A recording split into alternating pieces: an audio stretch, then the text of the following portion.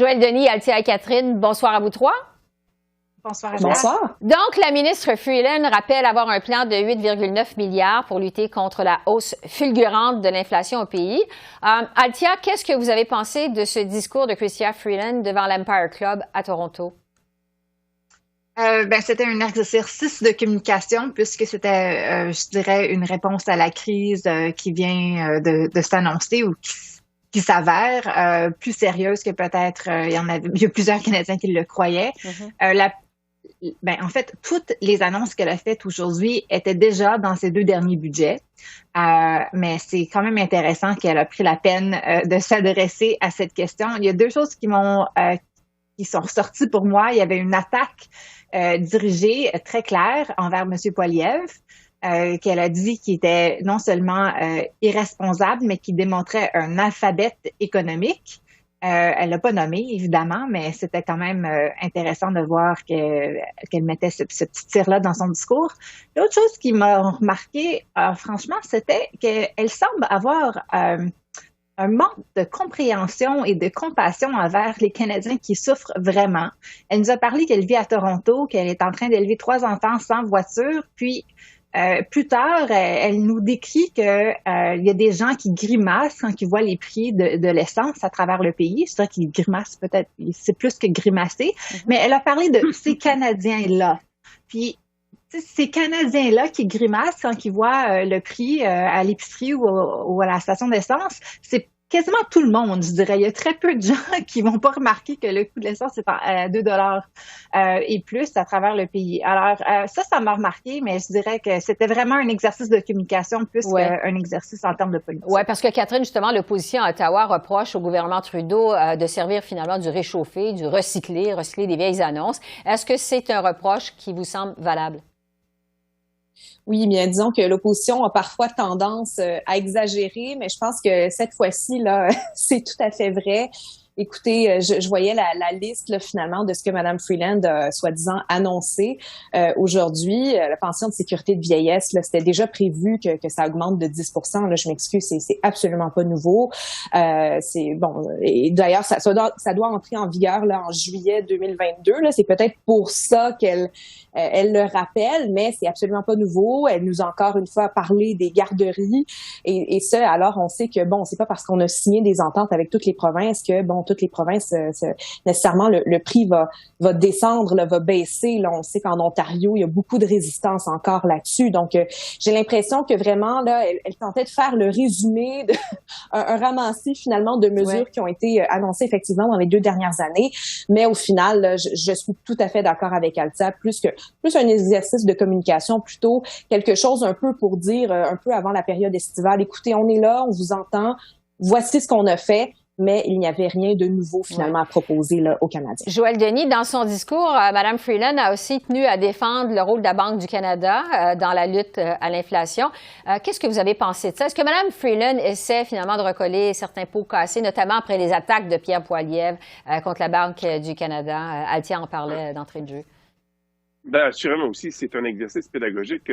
Oui, c'est un exercice de communication, de relations publiques, mais aussi un exercice pédagogique. Puis, vous l'avez dit, la Banque du Canada aura un rôle à jouer très important pour maîtriser l'inflation. Et un rôle qui peut-être que ne fera pas des heureux parce que son rôle, c'est d'augmenter les taux d'intérêt et ça va survenir en juillet. Mais n'empêche, on parle de l'exercice comme un exercice de relations publiques, mais c'est le rôle quand même du ministre des Finances ou de la ministre des Finances de tenter de rassurer les Canadiens. On s'est posé la question, que fait le gouvernement pour nous aider à passer cette crise? Elle a fait un récital de ce qui s'en vient, des mesures qui n'ont pas été annoncées et qui ont été annoncées, mais qui vont être mises en vigueur au cours des prochaines semaines. Donc, ça peut donner un peu d'espoir, je pense, aux Canadiens qui doivent affronter la tempête inflationniste qui sévit à l'heure actuelle. Ouais. Et c'est une façon aussi d'occuper un peu l'espace public parce qu'à l'heure actuelle, le gouvernement, il faut le dire, a fait l'objet de vives critiques à la Chambre des communes de la part notamment du Parti conservateur. Donc, vous dites exercice de relations publiques et récital de ce qui s'en vient, selon Joël Denis. Un autre sujet qui a fait parler cette semaine, les conservateurs qui réclament la tête du ministre de la Sécurité publique, Marco Mendicino. Bon, il l'accuse, on le sait, d'avoir menti lorsqu'il a dit que ce sont les policiers qui lui ont demandé d'invoquer la loi sur les mesures d'urgence pour mettre fin au blocus des camionneurs l'hiver dernier. Catherine, est-ce qu'il y a des raisons suffisantes pour que le ministre de la Sécurité publique démissionne? Peut-être, mais il ne le fera pas. Je pense qu'effectivement, les partis d'opposition ont encore une fois raison là-dessus quand ils disent que le ministre a induit la Chambre en erreur, certainement induit le comité là, qui se penche sur la loi sur les mesures d'urgence en erreur. Le ministre a répété à de nombreuses reprises là, que finalement cette décision avait été prise là, sur l'avis des autorités policières. Mais bon, quelles autorités policières, on le sait pas trop. Finalement, il a modifié son message pour dire, bien écoutez, on sait les autorités policières, finalement, demandaient les pouvoirs, finalement, qui étaient dans la loi sur les mesures d'urgence. Donc, j'ai l'impression que, justement, il n'a pas dit la vérité. Son sous-ministre a dû sortir, un fonctionnaire a dû sortir pour finalement dire qu'il y avait eu un malentendu. Mais vraiment, je vous dirais que, bon, c'est pas acceptable de la part d'un ministre, là, surtout devant un comité qui doit faire la lumière sur ce qui s'est passé. Et le ministre, donc, voilà, aurait dû dire la vérité, aurait dû être plus transparent, plus précis. Ceci dit, je ne crois pas qu'il va démissionner. Althia, qu'est-ce que vous en pensez? Oui, moi, je suis pas nécessairement d'accord. Je dirais pas que Marco Mendicino a menti. Je dirais que Marco Mendicino a laissé une impression qui était fausse, voulue qui était fausse avec les Canadiens et envers les députés et les sénateurs qui font partie de ce comité. En fait, la première fois qu'il a dit, c'était un comité de juste de députés. Ce qu'il a dit, c'était que le gouvernement avait agi sous l'avis des forces policières, comme l'a mentionné Catherine. C'est vrai que l'Association des chefs de police a demandé pour l'application de la loi. C'est aussi vrai que, on l'a entendu de la GRC, Madame Brenda Lucki, la commissaire, qui disait que ces pouvoirs-là avaient été très utiles et qu'ils avaient discuté les pouvoirs qu'ils auraient aimé avoir, qu'ils ont finalement eu, qui fait partie de la loi d'urgence sur les la loi sur les urgences. Les mesures d'urgence, oui, exact. Pardon. Mais est-ce qu'il devrait... Moi, je pense qu'il devrait s'excuser. Je pense que c'était malhonnête. Mais si on regarde clairement les mots qu'il a dit, il n'a pas menti en noir et blanc. Mais il a laissé une impression fausse. En tout cas, mais je suis d'accord avec Catherine, il ne va pas démissionner. Ouais. Joëlle Denis, le temps file. Je vais vous amener sur le bilan législatif aux communes alors que la session tire à sa fin. Les fameux projets de loi C11 sur la radiodiffusion et C13 sur les langues officielles sont toujours pas adoptés aux communes. Qu'est-ce que vous pensez du bilan législatif du gouvernement pendant cette session parlementaire? On peut s'interroger sur la gestion des travaux de la Chambre des communes. Ça relève du gouvernement libéral. Si on en fait une priorité, on peut prendre les moyens pour s'assurer que ces projets de loi-là, dont vous avez parlé comme le projet de loi sur la langue officielle, puissent être adoptés dans les délais qui avaient été promis. D'ailleurs, on avait promis de l'adopter, le projet de loi sur la langue officielle, d'ici la fin des travaux parlementaires. Ça ne sera pas le cas.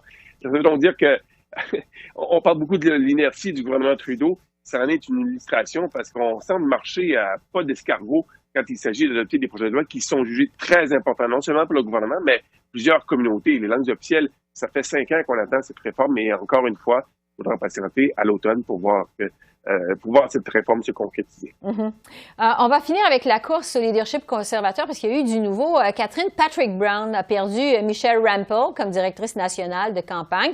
Il est aussi accusé par le clan Poilièvre d'irrégularité dans le recrutement de membres. Jusqu'à quel point c'est des mauvaises nouvelles finalement pour Patrick Brown? Ça ne va pas très bien pour lui. C'est sûr que juste avant Michelle Rampell, il y a quand même 2 députés sur 4 qui le soutenaient, qui ont décidé de changer puis d'aller soutenir Monsieur Poilièvre. Là, Madame Rampell qui quitte la course pourrait, elle, explorer une autre course au leadership en Alberta cette fois-ci. Donc, ce ne sont pas des bonnes nouvelles pour lui. Pour ce qui a trait aux irrégularités, écoutez, c'était des rumeurs là, qu'on entendait depuis un bon moment. Là, le camp Poilièvre a décidé d'aller de donner le tout pour le tout et carrément de faire une plainte là, officielle au parti parce que, bon, eux, ils prétendent là, que M. Brown, que des gens qui travaillent pour M. Brown, en fait, auraient donné de l'argent comptant à d'autres personnes, finalement, pour payer leur membership, ce qui n'est absolument pas permis selon le parti. Donc, vraiment, ça n'a pas été une très belle semaine pour lui, pour M. Brown. Et maintenant, la question qu'on se pose, c'est est-ce qu'il va réellement rester dans la course ou va-t-il tenter tenter de mettre son nom de l'avant là, pour en fait avoir un autre terme comme maire de Brampton. C'est un peu la question qu'on se pose. Ça, c'est probablement les prochaines semaines qui vont nous le dire. En tout cas, on va en avoir un portrait sûrement plus précis d'ici le 10 septembre. Joëlle Denis, Althia et Catherine, merci beaucoup. Merci. Merci à vous. Merci, bonne soirée. Au revoir.